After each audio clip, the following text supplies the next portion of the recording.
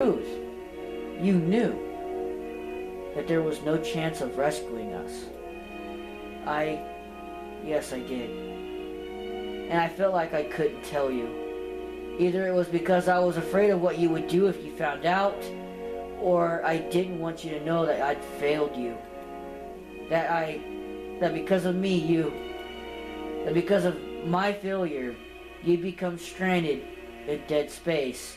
That I had, more or less, killed you the second I lost control of the ship. ...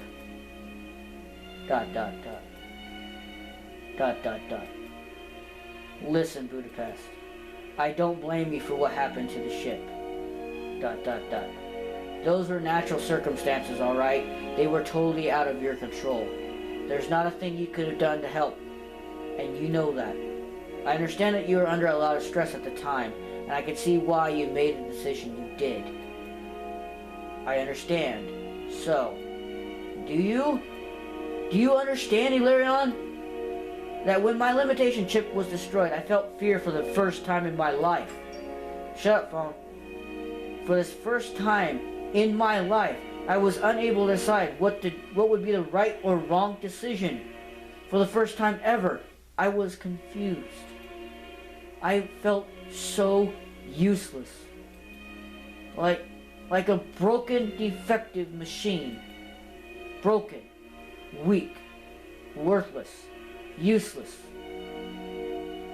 Budapest, you said you understand, right? Illyrion? That you understand how I feel. Don't you see? I'm not the ingenious, amazing artificial intelligence you thought I was. And I'm not that strong, not the strong, emotional, romantic human being you thought I'd become. I'm just a weak, childish little girl who doesn't know her place in the world. I'm just a program that wishes it were human. So if you understand how I feel, Illyrion, then it's because you're human. You understand things like this. If you understand me, then how about cluing me in? Because after all this time, I still don't. I don't. I can't understand myself at all. In a fit of rage, Budapest's visage shimmered into nothingness. I found myself at a loss for words.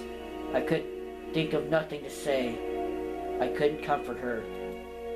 Everything fell silent. Dreadful, dreary silence. Silence like the blackness of space filled the cockpit. It was like the cockpit itself was about to burst, shattering from the weight of the deafening silence. And then suddenly, the whir of machines. The restraints and harnesses bracing me against the co-pilot seat tightened. I heard the scattering and assembling of mechanisms and robotic arms just behind my ears, just outside the corner of my vision. Without warning, a frozen, steam-cold metal clamp crushed against my spine. Countless long, cold needles spired into my flesh, everywhere from my neck down to my hip. Ack! Oh God, it hurt. Budapest, what the hell is... Ugh! ... I felt the needles release torrent upon torrent of freezing liquid into my bloodstream.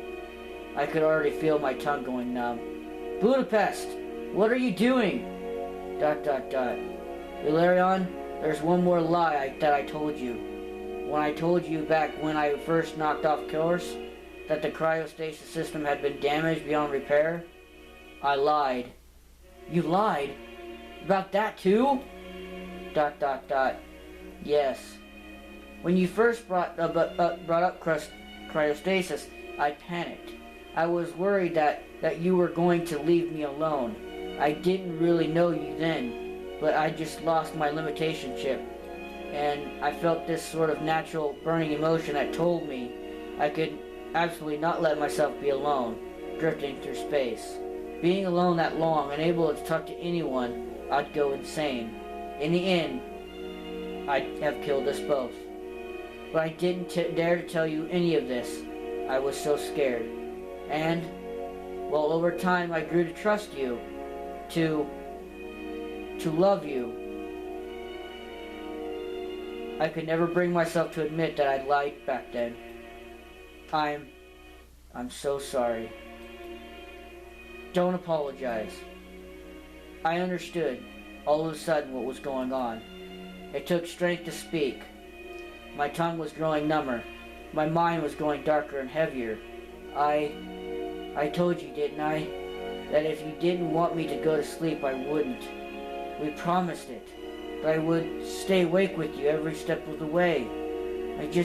Why? Why are you putting me into the stasis? Now? The cold grew fiercer. The pain became sharper. It's our last chance of getting you off this shuttle alive. ... If we were to continue drifting like this year after year alone together, we'd be just adrift, deeper and deeper, into dead space until the day you drew your last breath. But if we put you into cryostasis, we can wait for as long as we have to have for a rescue. Eventually we'd drift into another star system, a trade route, anywhere on the other side of this uncharted region. This shuttle is built to last for 1,000 years at least. My quantum computer should keep me functional for, at least, almost that long. No, I know what you're going to do. Please don't. I'll revive you the second we make contact with civilization. And if we don't run to the salvation in time, you won't feel any pain, alright? That's the one thing that I can promise you. But Budapest, you're going to be waiting, all by yourself, for God knows how long. I'm well aware of that. Budapest sighed. It'll be alright. I know I told you I was scared, that I was afraid of being alone in this sea of stars. But I'm braver now. You've made me a braver person. And remember, no matter how human I become in the end, I'm still a machine. Another sharp pain ripped through my spine, and then everything felt dead. It felt like the blood had stopped dead in my veins. Ah, God! I'm so sorry. I know you hate this. My vision began to fade away. The color of the life began to drain out from the world. My head ached in icy despair. A deep sadness gripped over my frozen heart. No. If this is what it's going to take to save you, Ilarion, I'm prepared to make any sacrifice. I'm sorry. No. But it was too late. I felt upon me the cold encroachment of the god of sleep. Budapest switched off her display and turned her cameras away. She couldn't bear to watch. Cold. The white cold of death. Of mortality. I'm sorry. I'll wake you up when it's time. Please don't. Don't worry about me. ...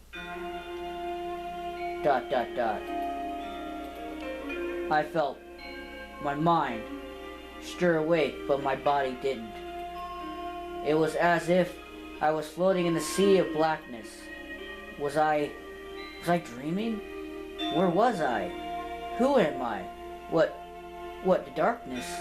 In the darkness was something that wasn't darkness. My mother was singing, or maybe it was the pale girl in the silk dress. The one who cradled me before. I never saw her again. Kinda ruined the mood, darn it. Does this music have color? I am the intelligent navigator Budapest, and I will be accompanying you on this voyage. Now, let's take a look at your registration. Who was... I heard... She was... I was dreaming. I had no body. I was thin and made of stars. I'm just happy that you're safe. I heard voices deep lost in the sea. I think I lost a part of me. My mind walked and talked. There were 2 of me, 3 of me, or only one. And there she was at the end of the corridor, her deep eyes blue. Black like space, those eyes. She winked slowly and deliberately, her skirt swirling in the empty air. She turned a corner and disappeared. Wait! Don't leave! And even today we carry their dream with us, along with their memories. Their dream of meeting travelers like us, just from a different walk of worlds. My absent legs propelled me down the tunnel of steel. I could smell her. Perfume. Apple blossoms. Something lost. Something hard to find. Budapest. Hungary. Situated in Central Europe, back in the old Earth. They said it was one of the most beautiful cities on the continent. There was warmth there. The scent of her burning copper hair. The feeling of her slender limbs and taut tendons. And the whirring of servo motors, the smell of industrial lubricants. I guess that book just got me thinking about how humans hold their past close to themselves. They never really forget, and it sticks with them for their whole lives. Blood. Oil. Life and death. I turned the corner, but she wasn't there.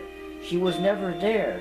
The sense of loss was like a vacuum in the midst of my last breath. This time it was light, but dark. I was moving on my last tour of duty, my last flight over a great white desert. An expanse with a mighty rock of red stone and ancient paintings etched on it. From pole to pole, I swept out the fading magnetic lines across a dying world. What was different was that my one-man planetary scout was now a two-man dart. A jagged thing that would not breathe air, that hung between the stars at awful velocity. She was there with me, and far away. In the other pod I saw my gunner, my lover, the woman in dark green protective webbing, whose breasts I couldn't see, whose loins were like mine, plumbed with waste extraction lines and diagnostic fluids. Beautiful dreamer, wake unto me, waiting, I was waiting for you. I heard her voice, she sounded happy, her lips made music in my ears. I turned to look, but the hard holes were opaque, and all I saw was illusion, the idea of her red hair and ocean eyes on a pale face. I turned, and there's nobody in the other pod. Her scent filled my heart, cherry blossoms, apple blossoms, the spring wind. But I couldn't understand what I saw. Was I dreaming? Was this a dream? I didn't know what to do. I watched the flower petals fall. Sunset on the beach, her fingernails dug into me, stabbing me, forcing hard silicone into my own flesh. The sand was like a crashed shell, expanding warmly with her weight. Warm, welcoming, coming down. Again and again I smell fuel. I see the flaming hair, the light flames, pale skin. Is that what she looked like? I couldn't remember. I've been studying the human concept of afterlife, you see. My hands felt her, muscles behind, hardness between us, something separating us. We were moving together, descending into everything else. The tide was washing in, the sound of the surf and wind soaring into the trees, telling me there was so little time in life. We made the time last by compressing space. I heard the trip of her musical tongue in my ear. Wait. No more waiting. Would you like to know what I would want in the afterlife? Against the purple night of sky, an Elysian field of stars behind her, she rose from me. Would it be alright if I addressed you by your name from now on? Her dress, how could I have forgotten? Her dress flowed in the moonlight, white. The color of her innocence, the color of her fate. White of dreams. The color of her heart, the end of the world. I gasped for air. Air. Oxygen. I needed to breathe. I needed air. There wasn't any. There was only an inhibitor fluid, the cold jelly that collected the soul in a shroud around me. I was buried alive, petrified, the state of being forgotten. I screamed, but my mouth was frozen shut. The stars were lost in the clouds. There was sound of a distant thunder, the rattling of rain on the roof, the melody of an old earth.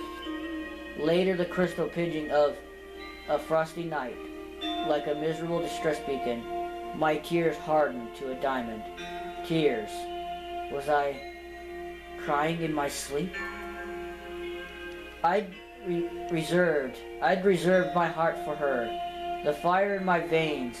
I turned across the infinite expanse of space like the bedsheets of a black silk. Her nightdress was the color of mist. Her hair, the color of the fields of Mars. She smiled, but then she was gone. My eyes stirred open, first slowly, then bolting open all at once. I gasped for air. I was awake. I was finally awake. I was awake, my senses flooding to the brim with sudden revived biochemical emotion, but I couldn't move my body. I felt so cold. Every single fiber of my being, the blood in my veins, my sore bones, my swelling, pounding head ached. I felt the sting of restraints and harnesses strapping me to my seat, still horribly right after only God knows how many years. The whirring of biomedical equipment and the gruesome piercing of several needles along the back of my head and spine reminded me, somberly, of the cryostasis I'd just been awakened from. ... Hello? Welcome back, Ilarion. Budapest?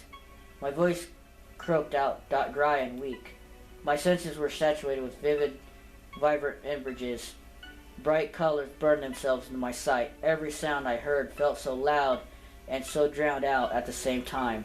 Budapest, is that you? Yeah, it's me. It's been a while, Ilarion. Yeah, you could say that again. Ah! As soon as I tried to move my arm, a shooting pain worked through it. Are you alright? I know it hurts. I'm sorry. The pain should wear off in due time.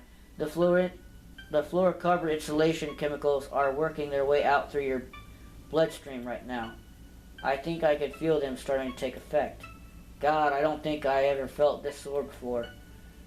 In that case, I don't think there's much of a point of in asking, did you sleep well? Evidently, you got to be pretty cramped and uncomfortable. It's been a few hundred years, after all. A few hundred years? How long was I in stasis for? As of now, 647 years, 9 months, 2 days, 7 hours, 39 minutes, and 12 seconds. 13 seconds. And you waited for me the whole time? Of course I did, Ilarion. Don't worry, I had lots of things to do to fill the time.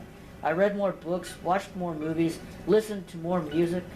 You know, if you had once told me, Budapest, you're going to get 600 years to relax and consume thousands upon thousands of years in compounded human culture, I would have gone livid with excitement. But as my senses began to recover, I started to regain some semblance of my situation and noticed that something felt wrong. Something felt very wrong. And Budapest, she looked sick. It was obvious she was faking that glow, that smile of hers. She was feigning happiness with every fiber of her psyche. The holographic projector, its beam looked much dimmer than before. The colors were faded and washed out. Every now and then the display would flicker or glitch out. Budapest, are you alright? ... I missed you, Budapest. ... No, I'm not alright. I waited for so long. I didn't know it would hurt so much to wait for so long. How could I have? I thought I could never possibly feel pain, not physical, not real pain. That for as long as my operating system functioned, I was invincible. To be immortalized into eternity and through processors and silicone and subroutines and line after line of code. I couldn't have been more wrong. I'm dying, Ilarion. Budapest Snickers.